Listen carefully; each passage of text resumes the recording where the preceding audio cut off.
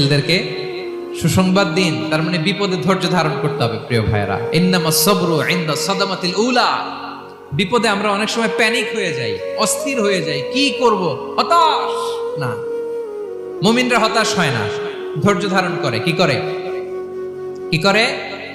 ধৈর্য ধারণ করার শক্তি দাও গো মেহেরবান আমায়, দাও গো মেহেরবান। পড়েন, ধৈর্য ধারণ করার শক্তি দাও গো মেহেরবান আমায়, দাও গো মেহেরবান। সবাই বলুন একসাথে, ধৈর্য ধারণ করার শক্তি দাও গো মেহেরবান আমায়, দাও গো মেহেরবান।